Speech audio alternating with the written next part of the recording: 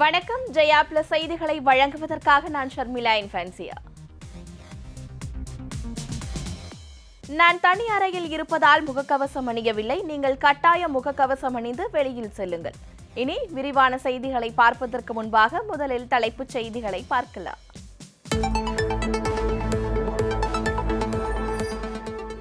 தமிழகத்தில் மேலும் சில தளர்வுகளுடன் ஜூலை 5ஆம் தேதி வரை ஊரடங்கு நீட்டிப்பு. தமிழக அரசு உத்தரவு.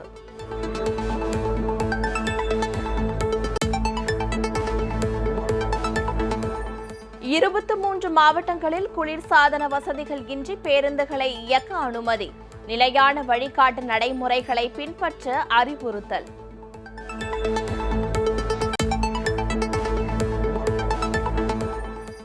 கோவை, நீலகிரி, திருப்பூர், நாகை, மயிலாடுதுறை உள்ளிட்ட 11 மாவட்டங்களில் கூடுதல் தளர்வுகள். திருமணம் சார்ந்த போக்குவரத்துக்கு இ-பாஸ் அவசியம்.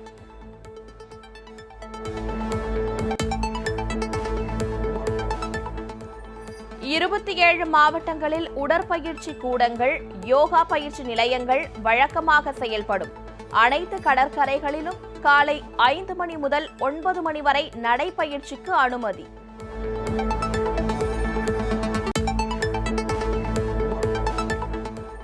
சென்னை, திருவள்ளூர், செங்கல்பட்டு, காஞ்சிபுரத்தில் மட்டும் துணிக்கடைகள் மற்றும் நகை கடைகள் இயங்கலாம்.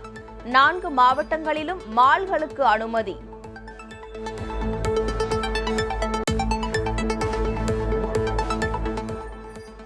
சென்னை உள்ளிட்ட 4 மாவட்டங்களில் மட்டும் கோவில்கள், மசூதிகள், தேவாலயங்கள் உள்ளிட்ட அனைத்து வழிபாட்டு தலங்களை திறக்கலாம். ஷாப்பிங் காம்ப்ளெக்ஸ்களுக்கும் அனுமதி.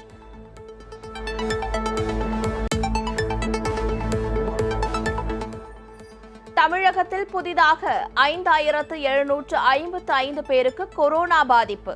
மேலும் 150 பேர் உயிரிழப்பு.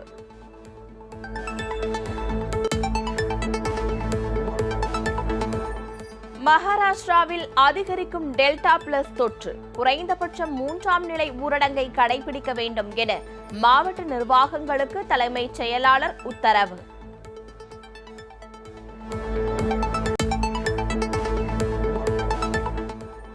தேர்தலை விட மக்கள் நம்பிக்கையை மீட்டெடுப்பதே முக்கியம். சிறப்பு அந்தஸ்தை மீண்டும் தரும் வரை தேர்தலில் போட்டியிடப் போவதில்லை என காஷ்மீர் முன்னாள் முதலமைச்சர் மெஹபூபா முஃப்தி பேட்டி.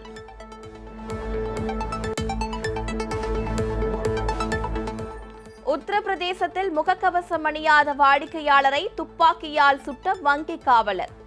பலத்த காயமடைந்த வாடிக்கையாளர் மருத்துவமனையில் அனுமதி.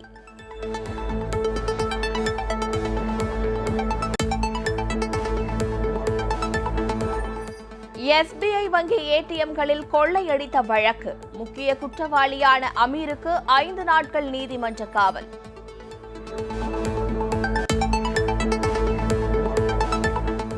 சொத்து தகராறில் பயங்கர ஆயுதங்களுடன் மோதல். இரு தரப்பினர் தாக்கிக் கொண்ட வீடியோ வைரல்.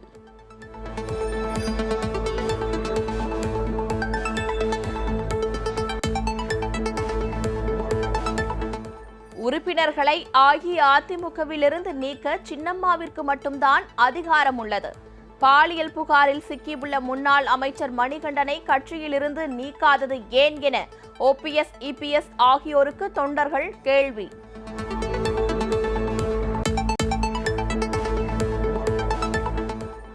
நாடு முழுவதும் 48 பேருக்கு டெல்டா பிளஸ் தொற்று. தமிழகத்தில் 9 பேர் பாதிப்பு கண்டறியப்பட்டுள்ளதாக மத்திய சுகாதாரத்துறை தகவல்.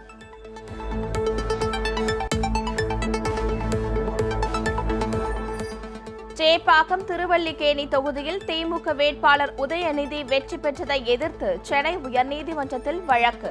தேசிய மக்கள் சக்தி கட்சி வேட்பாளர் தாக்கல் செய்த மனு விரைவில் விசாரணைக்கு வருகிறது.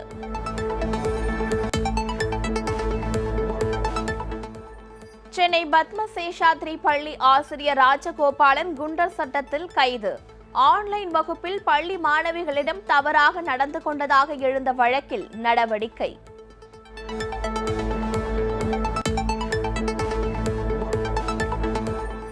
சிகிச்சைக்காக அமெரிக்கா சென்றுள்ள நடிகர் ரஜினி மகளுடன் நடந்து செல்லும் புகைப்படம் சமூக வலைதளத்தில் வைரல்.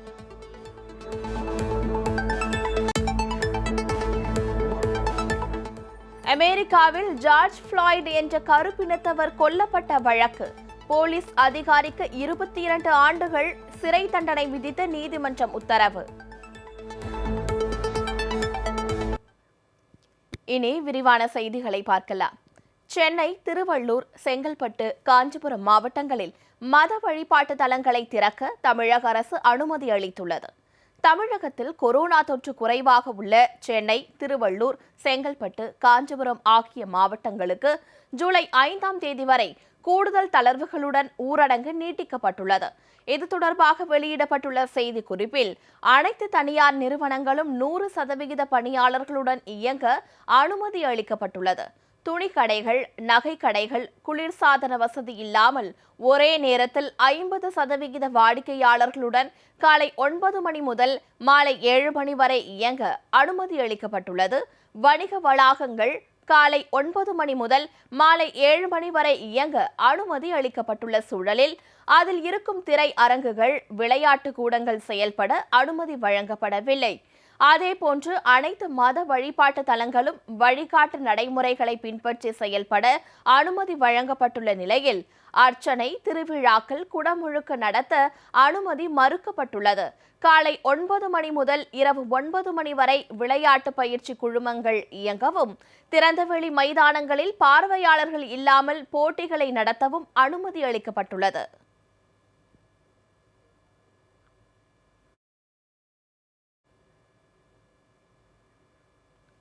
தமிழகத்தில் ஜூலை 5ஆம் தேதி வரை கூடுதல் தளர்வுகளுடன் ஊரடங்கு நீட்டிக்கப்பட்டுள்ள நிலையில் திருமண நிகழ்ச்சிகளில் 50 பேர் மட்டுமே பங்கேற்க தமிழக அரசு அனுமதி அளித்துள்ளது. தமிழகத்தில் அமலில் உள்ள தளர்வுகளுடன் கூடிய ஊரடங்கு வரும் 28ஆம் தேதியுடன் நிறைவடையும் சூழலில் அதனை ஜூலை 5ஆம் தேதி வரை நீட்டித்து தமிழக அரசு உத்தரவிட்டுள்ளது.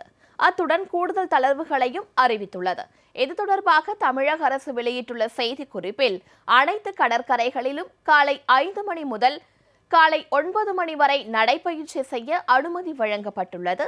அத்துடன் தீப்பெட்டி தொழிற்சாலைகள் 100% பணியாளர்களுடன் செயல்பட அனுமதி அளிக்கப்பட்டுள்ளது. கொரோனா தொற்று குறைவாக உள்ள 27 மாவட்டங்களுக்கு இடையே திருமணம் சார்ந்த போக்குவரத்துக்கு இ-பாஸ் இல்லாமல் பயணிக்கலாம் என தெரிவிக்கப்பட்டுள்ளது. கொரோனா தொற்று அதிகமுள்ள 11 மாவட்டங்களுக்கு இடையேவும் அங்கிருந்து தொற்று குறைவாக உள்ள 27 மாவட்டங்களுக்கு திருமணம் சார்ந்த போக்குவரத்துக்கு இ-பாஸ் அவசியம் என குறிப்பிடப்பட்டுள்ளது. திருமண நிகழ்வுகளில் 50 நபர்கள் மட்டுமே கலந்து கொள்ள அனுமதி வழங்கப்பட்டுள்ளது. நீலகிரி, கொடைக்கானல், ஏற்காடு, ஏலகிரி, குற்றாலம் பகுதிகளில் அவசர காரணங்களுக்காக பயணிக்க இ-பாஸ் அவசியம் என்றும் தெரிவிக்கப்பட்டுள்ளது.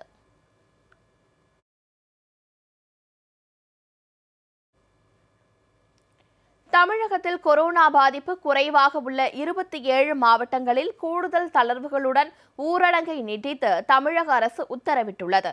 இது தொடர்பாக தமிழக அரசு வெளியிட்டுள்ள செய்திக்குறிப்பில் தனியார் பாதுகாப்பு சேவை நிறுவனங்கள் மற்றும் அலுவலகம், வீடு, குடியிருப்புகளில் பராமரிப்பு உள்ளிட்ட சேவைகள் இ-பதிவு இல்லாமல் செயல்பட அனுமதி வழங்கப்பட்டுள்ளது. மின் பணியாளர்கள், பிளம்பர்கள், கணினி மற்றும் இயந்திரங்கள் பழுது நீக்குபவர்கள், தச்சர்கள் உள்ளிட்ட சுய தொழிலில் ஈடுபடுவோர் காலை 6 மணி முதல் மாலை 7 மணி வரை இ-பதிவு இல்லாமல் செயல்பட அனுமதி வழங்கப்பட்டுள்ளது. அனைத்து அரசு அலுவலகங்கள் 100% பணியாளர்களுடன் செயல்பட அனுமதி அளிக்கப்பட்டுள்ளது. வங்கிகள் மற்றும் காப்பீடு நிறுவனங்கள், ஏடிஎம் சேவைகள் 100% பணியாளர்களுடன் இயங்க அனுமதி அளிக்கப்பட்டுள்ளது. தொழிற்சாலைகள் 100% பணியாளர்களுடன் செயல்பட அனுமதி வழங்கப்பட்டுள்ளது. தகவல் தொழில்நுட்பம் சேவை நிறுவனங்கள் 50% பணியாளர்களுடன் இயங்க அனுமதி அளிக்கப்பட்டுள்ளது. வீட்டு வசதி நிறுவனங்கள், வங்கி சாரா நிதி நிறுவனங்கள், குறு நிதி நிறுவனங்கள் 50% பணியாளர்களுடன் செயல்பட அனுமதி வழங்கப்பட்டுள்ளது.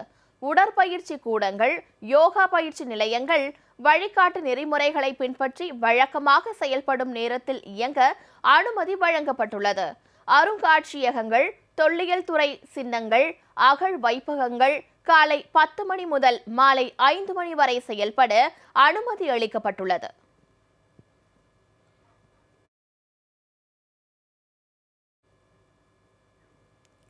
தமிழகத்தில் கொரோனா தொற்று அதிகமுள்ள 11 மாவட்டங்களில் ஏற்கனவே நடைமுறையில் உள்ள செயல்பாடுகளுக்கு நேர தளர்வு அளிப்பதுடன் கூடுதல் தளர்வுகளும் அனுமதி அளிக்கப்பட்டுள்ளன. தமிழக அரசு சார்பில் வகை 1 குறிப்பிடப்பட்டுள்ள கோவை, நீலகிரி, திருப்பூர், ஈரோடு, சேலம், கரூர், நாமக்கல், தஞ்சாவூர், திருவாரூர், நாகை, மயிலாடுதுறை ஆகிய மாவட்டங்களில் தேநீர் கடைகளில் காலை 6 மணி முதல் மாலை 7 மணி வரை பார்சல் சேவை மட்டும் அனுமதிக்கப்படும் என அறிவிக்கப்பட்டுள்ளது.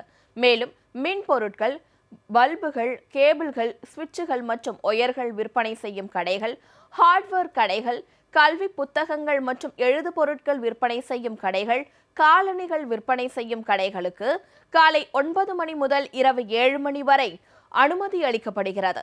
இதேபோன்று பாத்திர கடைகள், ஃபேன்சி அழகு சாதன பொருட்கள், போட்டோ, வீடியோ, வீட்டு உபயோக மின் பொருட்களின் விற்பனை மற்றும் பழுது நீக்கும் கடைகள், செல்பேசி மற்றும் அதனை சார்ந்த பொருட்கள் விற்பனை செய்யும் கடைகள், கணினி வன்பொருட்கள், மென்பொருட்கள், மின்னணு சாதனங்களின் உதிரி பாகங்கள் விற்பனை செய்யும் கடைகள், கட்டுமான பொருட்கள் விற்பனை செய்யும் கடைகள் காலை 9 மணி முதல் இரவு 7 மணி வரை அனுமதிக்கப்படும் என தெரிவிக்கப்பட்டுள்ளது.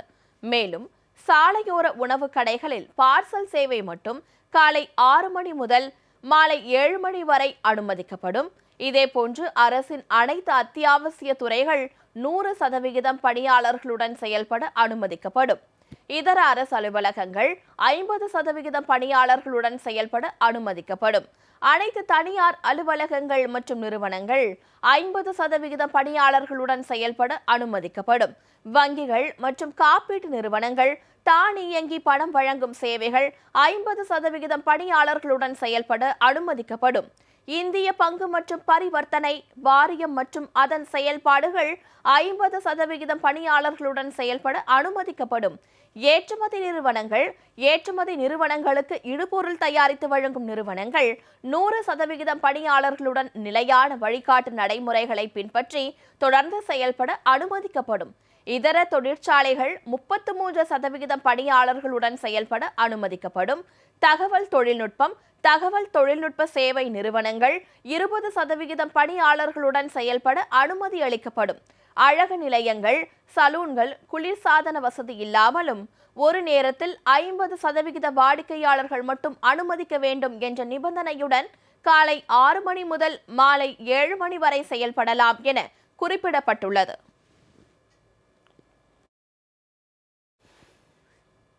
தமிழக அரசால் வகை 2 குறிப்பிடப்பட்டுள்ள 23 மாவட்டங்களுக்கு கூடுதல் தளர்வுகள் அறிவிக்கப்பட்டுள்ளன.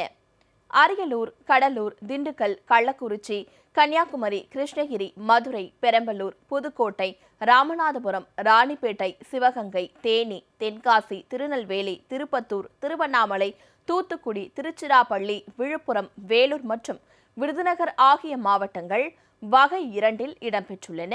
இந்த மாவட்டங்களில் பாத்திர கடைகள், ஃபேன்சி அழகு சாதன பொருட்கள், ஜெராக்ஸ் கடைகள் காலை 9 மணி முதல் மாலை 7 மணி வரை செயல்பட அனுமதி அளிக்கப்பட்டுள்ளது. செல்பேசி மற்றும் அதனை சார்ந்த பொருட்கள் விற்பனை செய்யும் கடைகள் காலை 9 மணி முதல் மாலை 7 மணி வரை செயல்பட அனுமதி அளிக்கப்பட்டுள்ளது. கணினி வன்பொருட்கள், மென்பொருட்கள், மின்னணு சாதனங்களின் உதிரி பாகங்கள் விற்பனை செய்யும் கடைகள் காலை 9 மணி முதல் மாலை 7 மணி வரை செயல்பட அனுமதிக்கப்படும் எனவும், சாலையோர உணவு கடைகளில் காலை 6 மணி முதல் மாலை 7 மணி வரை பார்சல் சேவைக்கு மட்டும் அனுமதிக்கப்படும் என தமிழக அரசு தெரிவித்துள்ளது. அனைத்து தனியார் நிறுவனங்களும் 50% பணியாளர்களுடன் செயல்படலாம் எனவும், நிலையான வழிகாட்டு நெறிமுறைகளை பின்பற்றி குளிர்சாதன வசதி இல்லாமல் 50% பயணிகளுடன் மாவட்டத்திற்கு உள்ளேயும் மாவட்டத்திற்கு இடையேயும் பொது போக்குவரத்துக்கு அனுமதி அளிக்கப்படுவதாகவும் தமிழக அரசு தெரிவித்துள்ளது.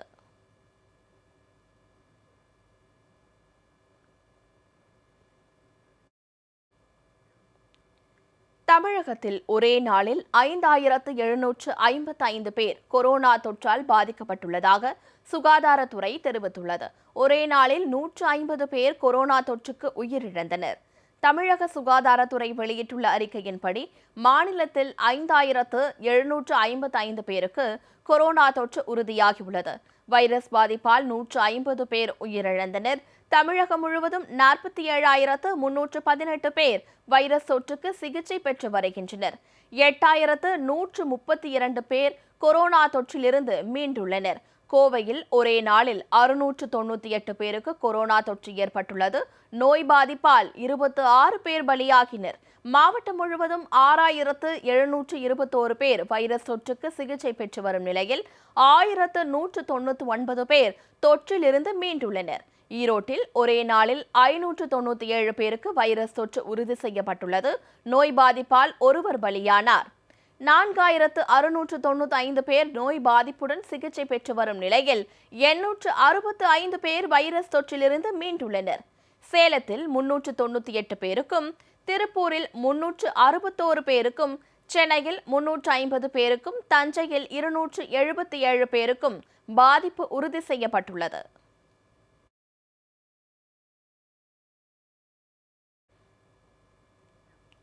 மகாராஷ்டிராவில் டெல்டா பிளஸ் கொரோனா தொற்று அதிகரித்து வருவதால் குறைந்தபட்சம் 3ஆம் நிலை ஊரடங்கை கடைபிடிக்க வேண்டும் என அம்மாநில தலைமைச் செயலாளர் உத்தரவிட்டுள்ளார். நாடு முழுவதும் 50 பேருக்கு டெல்டா பிளஸ் கொரோனா தொற்று கண்டுபிடிக்கப்பட்டுள்ள நிலையில் மகாராஷ்டிராவில் அதிகபட்சமாக 20 பேருக்கு தொற்று உறுதியாகியுள்ளது. தற்போது தொற்று விகிதம் காலியாக உள்ள ஆக்சிஜன் படுக்கைகளின் எண்ணிக்கையை பொறுத்து ஒவ்வொரு பகுதியிலும் ஊரடங்கில் தளர்வுகள் அறிவிக்கப்பட்டு வருகிறது. டெல்டா பிளஸ் தொற்று அதிகரித்து வருவதால் இவ்விரு காரணங்களை கணக்கில் கொள்ளாமல் அனைத்து மாவட்டங்களும் குறைந்தபட்சம் 3ஆம் நிலை ஊரடங்கை கடைபிடிக்க வேண்டும் என மகாராஷ்டிர தலைமைச் செயலாளர் சீதாராம் குண்டே உத்தரவிட்டுள்ளார். 3ஆம் நிலை ஊரடங்கில் உணவகங்கள், உடற்பயிற்சி கூடங்கள், கேளிக்கை விடுதிகள் 50% நுகர்வோருடன் மாலை 4 மணி வரை செயல்பட அனுமதி உண்டு. தனியார் அலுவலகங்கள் 50% பணியாளர்களுடன் செயல்படவும், திருமண நிகழ்வுகளில் 50 பேரும், இறுதிச் சடங்குகளில் 20 பேரும் பங்கேற்க அனுமதி உண்டு. மால்கள் மற்றும் தியேட்டர்களை திறக்க அனுமதி இல்லை. இந்த கட்டுப்பாடுகளுக்கு குறைவாக எவ்வித தளர்வுகளையும் அறிவிக்கக்கூடாது என மகாராஷ்டிர தலைமைச் செயலாளர் மாவட்ட நிர்வாகங்களுக்கு உத்தரவிட்டுள்ளார்.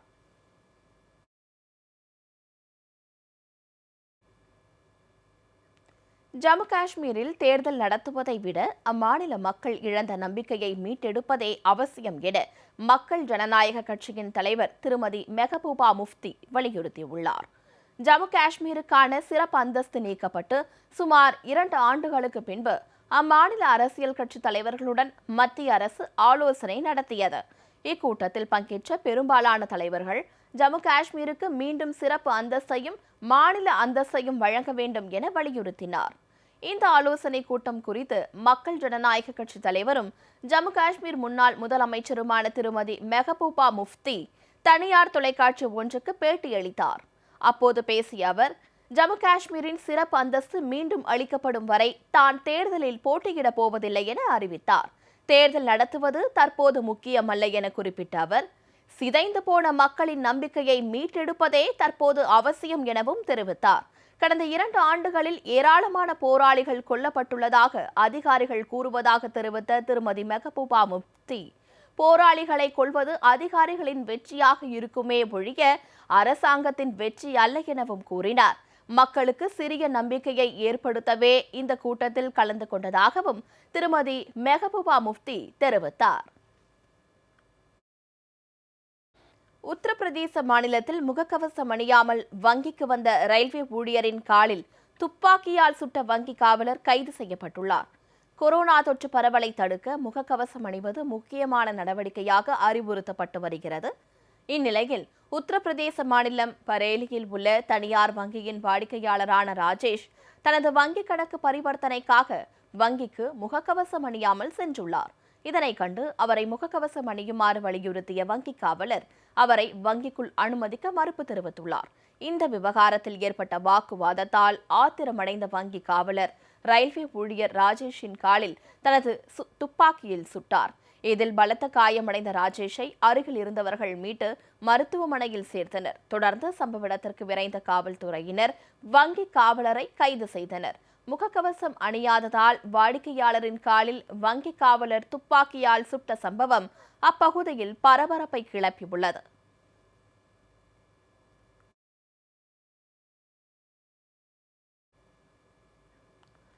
சென்னையில் எஸ்பிஐ வங்கி ஏடிஎம்களில் கொள்ளையடித்த சம்பவத்தில் கைது செய்யப்பட்ட முக்கிய குற்றவாளியான அமீரை 5 நாட்கள் நீதிமன்ற காவலில் வைக்க பூந்தமல்லி நீதிமன்றம் உத்தரவிட்டது.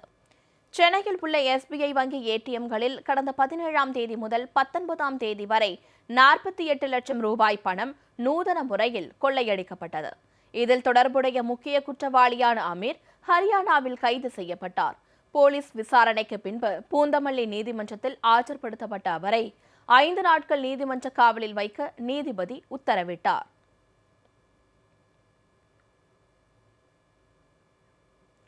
நெல்லை அருகே சொத்து தகராறில் பயங்கர ஆயுதங்களுடன் இரு தரப்பினர் மோதிக்கொண்ட வீடியோ சமூக வலைதளங்களில் வைரலாகி வருகிறது. களக்காடு அருகே உள்ள வடுவூர்பட்டியைச் சேர்ந்த ராசையா என்பவருக்கு 2 மனைவிகள் உள்ளனர். 2 மனைவிகளுக்கும் பண்டாரம், வீமன் என தலா 1 மகன்கள் உள்ளனர். அண்ணன் தம்பி இடையே சொத்து பிரிப்பதில் கடந்த சில நாட்களாக பிரச்சனை இருந்து வந்ததாக கூறப்படுகிறது. இது தொடர்பாக களக்காடு காவல் நிலையத்தில் புகார் செய்யப்பட்டுள்ளது. இந்த பிரச்சினை தொடர்பாக இருவரையும் அழைத்து போலீசார் விசாரணை நடத்திய போது அவர்களுக்குள் தகராறு ஏற்பட்டு மோதலாக மாறியது. இரு தரப்பினரும் கம்பி உள்ளிட்ட ஆயுதங்களால் தாக்கிக் கொண்டனர். இந்த சம்பவம் தொடர்பாக பண்டாரம், வீமன் உள்ளிட்ட 6 பேர் மீது போலீசார் வழக்கு பதிவு செய்துள்ளனர்.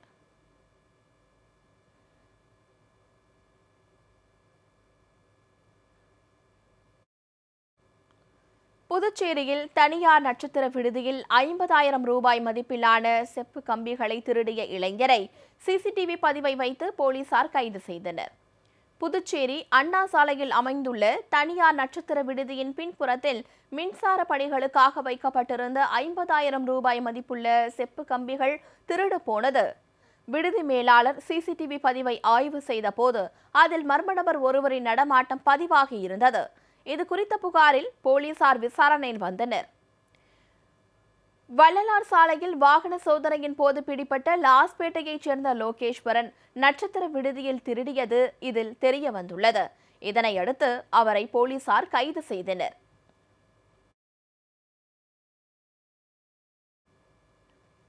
அஇஅதிமுகவிலிருந்து ஒரு உறுப்பினரை நீக்க தியாக தலைவி சின்னம்மாவிற்கு மட்டுமே அதிகாரம் உள்ளதாக சிவகங்கை மாவட்ட அஇஅதிமுக மகளிர் அணி இணை செயலாளர் திருமதி சண்முகப்பிரியா தெரிவித்துள்ளார். சின்னம்மாவுடன் தொலைபேசியில் பேசியதற்காக தன்னை கட்சியிலிருந்து நீக்கியவர்கள் பாலியல் புகாரில் சிக்கிய முன்னாள் அமைச்சர் மணிகண்டனை கட்சியிலிருந்து நீக்காதது ஏன் என கேள்வி எழுப்பியுள்ளார். ரொம்ப பெண்களுக்கு ரொம்ப மரியாதை உரிய கட்சி. அது அம்மா ரொம்ப பேணி காத்த கட்சி. அவங்க இருந்த தைரியத்தில் தான் நாங்கள் கட்சிக்குள்ளேயே எல்லாரும் என்ட்ரானதுக்கு உண்மை. ஆனால் இன்றைக்கி அஇஅதிமுகவில் அம்மாவுக்கு அப்புறம் எல்லாமே எங்கள் சின்னம்மா தான் அப்படிங்கிற ஒரு நிலை போய்கிட்டு இருக்கையில் அவங்கக்கிட்ட நாங்கள் தொலைபேசியில் இன்றைக்கி பேசுனதை ஒரு காரணமாக வச்சு இன்றைக்கி என்னை அடிப்படை உறுப்பிலேருந்து நீக்கியிருக்காங்க. அடிப்படை உறுப்பிலேருந்து நீக்கினதுக்கு ஆனால் உண்மையான ரீசனை சொல்ல போனால் அவங்களுக்கு எந்த ஒரு தகுதியுமே இல்லை. கண்டிப்பாக எல்லாராலையும் தேர்ந்தெடுக்கப்பட்டவங்க தான் அம்மா பொதுச் செயலாளர். அந்த கேஸே இன்னும் நீதித்துறையில் ஒரு நிலுவையில் தான் இருக்கே தவிர இன்னும் யார் அதுக்கு பொதுச் செயலாளர் இன்ன வரைக்கும் கிடையாது. அம்மா சின்னம்மா மட்டும்தான் பொதுச் செயலாளர். அப்படி இருக்க நிலைமையில் என்னை நீக்கிறதுக்கு யாருக்கும் அந்த உரிமை கிடையவே கிடையாது. ஆனால் இன்றைக்கி பேசின எல்லாத்தையும் ஒவ்வொரு ஆளையாக நீக்கிட்டு இருக்காங்க. இவங்களுக்கு நீக்கிறதுக்கு எந்த உரிமையும் கிடையாது. சரி, நீக்கிட்டாங்க. கட்சிங்கிறது இவங்க எப்படின்னா ஜாதியின் கட்சியாக ஒரு படியில் கொண்டு போயிட்டு இருக்காங்க. நாங்கள் உண்மையிலே எங்களுக்கு பெண்களுக்கு பாதுகாப்பு வேணும்னா எங்கள் சின்னம்மா மட்டும்தான். அவங்க உண்மையிலேயே அவங்கள வேலுநாச்சியார் பாணியில் நாங்கள் வர்றோம். எங்களை குயிலி மாதிரி அவங்க கையை பிடிச்சி நாங்கள் எல்லாரும் அவங்க மேலே கண்டிப்பாக பயணம் செய்கிறதுக்கு நாங்கள் கரெக்டாக இருக்கோம். கண்டிப்பாக நல்ல வழிக்கு கொண்டு வரணும்னா எங்கள் சின்னம்மானால் மட்டும்தான் முடியும்.